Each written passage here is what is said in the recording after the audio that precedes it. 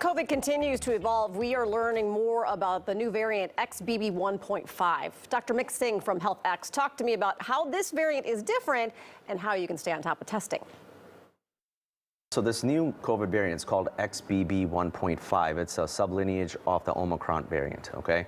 This is extremely transmissible, and that's one of the unique properties about this one is that it can evade a lot of the immunity that we already have, natural immunity and also immunity derived through vaccines.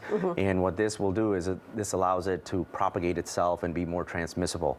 We're going to see how this transpires.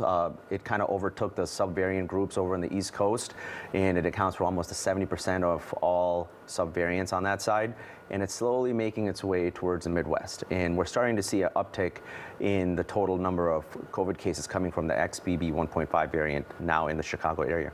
So if people, are vaccinated, up to date on their boosters and all that, should they still be worried? Because you did say it can evade some of the vaccines. Yeah, that's the interesting thing about this variant, that it can actually cause an infection in individuals who are still vaccinated. Okay. But the good part is individuals who are vaccinated, it doesn't produce a disease-like state where it would lead to a hospitalization or a deterioration in their health. So that's where vaccines are so important, that it can help fortify our defenses.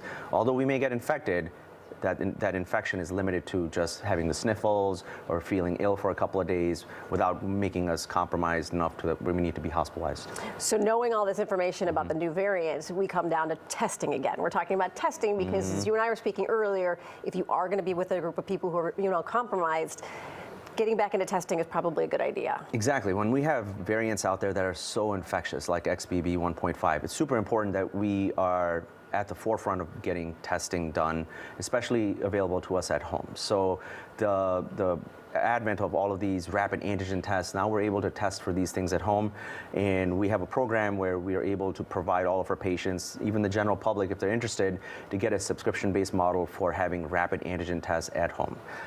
There's about 8 rapid antigen tests per packet, and these are covered by most insurance companies, so there's no out-of-pocket cost for most patients. Yeah, so if folks miss the opportunity through the mail to get them sent to you from the government, you guys have them as well. Yeah, exactly. Initially, the Biden administration made it a point that they made these tests available and ubiquitous to everybody in the population.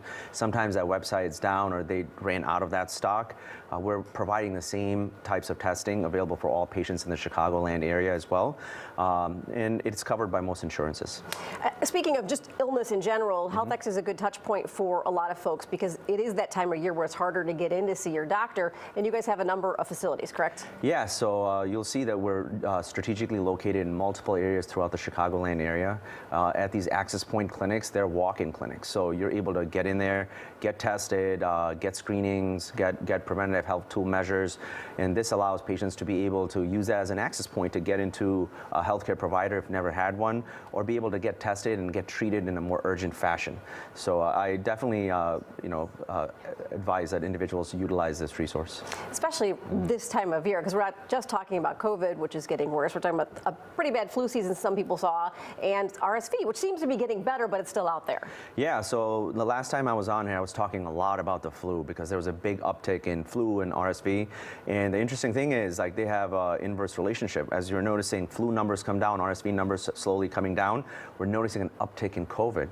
So it's like one or the other, but nonetheless, the same rules apply. Get masked up, wash your hands, like pay proper etiquette to your hygiene. But the most important point is let's protect each other. Get tested when you feel like you have the sniffles or you're feeling ill, and that will help us a long way in stopping the propagation of this.